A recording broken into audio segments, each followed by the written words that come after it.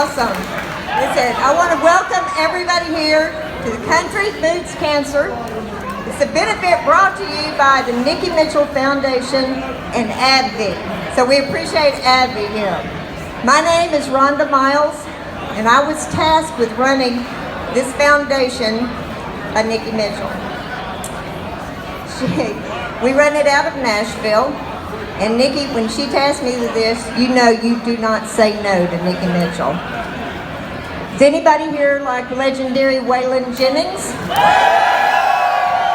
All right. Nikki Mitchell ran Waylon's business for 22 years. And Nikki loved her, loved them, loved Jesse, Waylon. She watched Shooter grow up. She was Shooter's confidant when he was in high school, and there were some stories. She worked for country music royalty, and she was proud to be with them. Nikki was my best friend, and we were adventure buddies. Both of us were pilots, and we took a small single-engine fabric-covered airplane and flew around the world through Russia and Siberia. We shredded up credit cards all along the way as they maxed out. We were bold and we loved life, so what could stop us? I'll tell you what, pancreatic cancer. Because we were bold in our lives, she wanted to be bold in her fight. She wanted the best options, using the same mentality that she and I embraced with our adventures. And we found this at Johns Hopkins. JHH. We found that Johns Hopkins had the same can-do attitude that we did. It's like, how do two Tennessee women get permission to fly across Russia from the Russian government? There's some stories with that too. Anybody that knows about this disease, though, you know the numbers. They suck. They suck big, and they haven't moved in decades. Third leading cause of cancer deaths, 91% do not survive 5 years. Average age is getting younger and younger, and it only gets 2% of government funding. We lost Nikki after 31 months, but not before she left a notebook on the things she wanted done with this foundation. Early detection, because there is none. Awareness, because there is little. And patience, because they need it. In bold letters in that notebook, she wrote, Johns Hopkins, and Rhonda, you know why. And I do.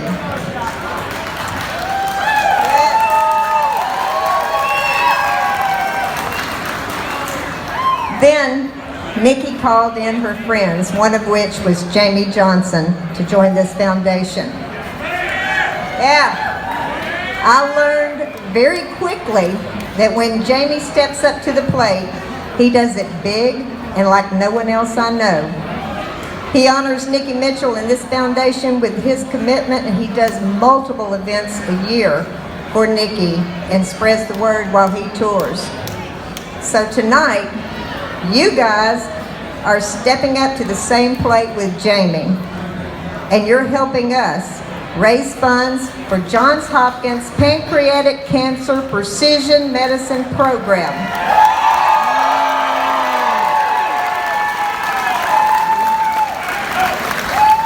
Now, you started that when you bought a ticket.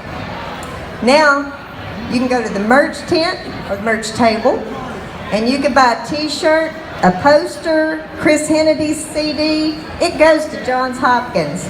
And thank you, Chris, for the CDs. Awesome, yes. Also, there's a raffle. $5 for a ticket, 5 tickets for $20. You have a chance to win a guitar signed by Jamie. Or just donate. There'll be a text to donate if that's what works for you.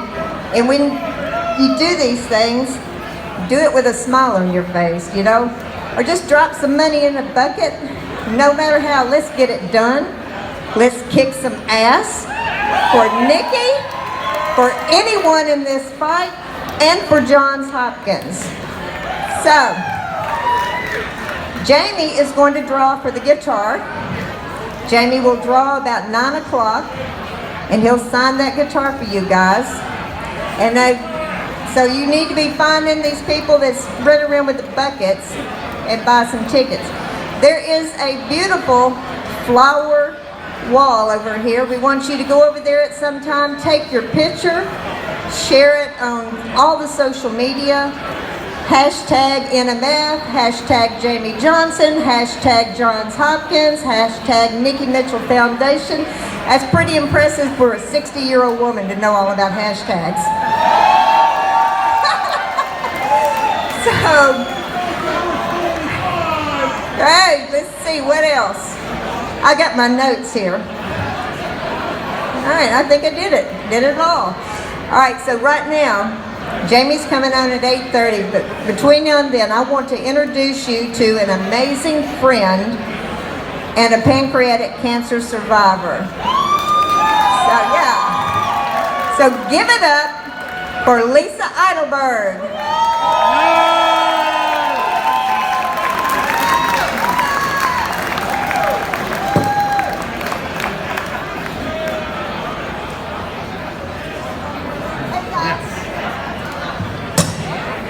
That one's on. All right. Hey guys, I know I'm not as exciting as Chris Hennessy or Jamie Johnson, but I am a 4-year pancreatic cancer survivor. That is something most pancreatic cancer patients don't get the opportunity to say, unfortunately. But words that come to my mind are thankful, indebted, appreciative for the Johns Hopkins Hospital team, because without them, I wouldn't be standing here talking to any of you today. So, just a very short story about how I detected my cancer. I had a very mild upper right back, I'm not even going to say pain, discomfort, and reflux, which was getting worse. Between 4 months to 6 weeks prior to diagnosis, I had a colonoscopy, endoscopy, 2 ultrasounds, blood work, and a physical, which were all normal. Yep, all normal. 5 days, can you hear me? 5 days prior to that, I was a little nauseous and no appetite, which for me is like huge because I love food. However, on Saturday, June 7th, 2014, I woke up, took a look in the mirror and thought, gosh, I look a little yellow. Eyes, skin, hair, everything. Off to the ER we went, and a couple days later, I was having a specialized endoscopy. I woke up in recovery to my husband standing over me, crying. In my anesthetic haze, I said, what are you looking at? Why are you crying? And he whispered to me, because he could barely speak from choking back the tears, they found a tumor on your pancreas and you have pancreatic cancer. I thought, gosh, how could this be? I'm 54 years old, I'm healthy, I'm active, I work full time. This is a joke, but it was no joke. Shortly thereafter, we were driving down to Baltimore, where Lindsay Manos and Dr. Christopher Wolfgang came in. And they looked at me and they said, you are a candidate for the Whipple surgery. So a couple days later, I had a very successful surgery. I was staged at 2A and it had not spread. The aftercare from the Johns Hopkins nurses was not only compassionate, competent, they massaged my back when it hurt from the hospital bed. So any Johns Hopkins nurses out here, you guys rock it. After 10 months of surgery, chemo, and radiation, my cancer journey was complete. Not without other issues, but that's okay, every patient has them. At my 1-month follow-up, Dr. Wolfgang and Lindsay said to me, I don't understand, we want you to meet this woman, Rhonda who runs the Nikki Mitchell Foundation. Nikki Mitchell was a patient who also had the Whipple surgery and sadly made it only 31 months. So why would I want to meet with someone who died after that? I was fighting my own battle. But at my year follow-up, they convinced me that I should meet Rhonda Miles to talk about Nikki Mitchell, and I did. What became clear is how outwardly different Nikki and I were. Nikki loved to fly her planes. I had to take Xanax and wine just to get on one. She was raised a Southern girl. I'm a Jersey girl. Nikki worked with the Jennings family. I sold dress shirts for a living. Nikki loved being adventurous and her life was so exciting. I live in the suburbs outside of New York City with 2 kids. However, our core was so similar. Our fighting spirit, the ability to laugh and put others at ease, a positive attitude, and more importantly, like they tell us every time when we're down here, a little politically incorrect. But that's okay. But I'm sure Nikki would agree the scariest adventure of her life was that of pancreatic cancer. So over the last 4 years, I've spoken to many newly diagnosed patients, and what strikes me the most is that this disease, most of them are in their 40s and 50s, and one that I spoke to just passed away at 25. So who said this is an old person's disease? This is partly the reason it is crucial to help find an institution like Johns Hopkins, who by the way does the most amount of Whipples in the world, raise funds for a pancreatic cancer precision medical program so we can find an early detection test and we can raise the survivorship to over 9% in 5 years. Additionally, wouldn't it be great if Johns Hopkins was the premier destination for a whole approach? Because trust me, when you're diagnosed with pancreatic cancer, it's paralyzing. You don't have the head for anything else. This will create a holistic approach with financial services to patients who need it so they can focus on one thing, and that's getting healthy. Funding is critical, so we need your help, and we can't thank you all enough for coming here tonight. At some point, every single person in this room will know somebody who has pancreatic cancer.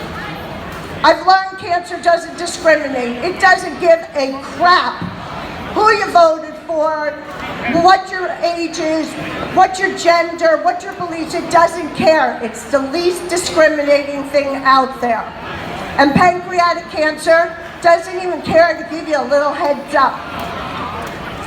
So, to those who have lost their lives, to those who are still battling, and those lucky enough to be a survivor, we will never give up trying. To the caregivers in this room, and there are a lot of you, you guys have the hardest job of all because you have to take care of your own lives and then come home and take care of us. So from every patient, thank you. Lastly, yep, I'm almost done, I promise. Oh, that's not nice. Lastly, huge shout outs to Lindsay Manos, Arian Watkins, Rhonda Miles, Jamie Johnson and the band, Chris Hennessy, and Nikki Mitchell Foundation for making this little idea we talked about in Nashville 2 years ago become a reality. I'd like to now introduce Dr. Matt Weiss of Johns Hopkins Hospital, and thank you.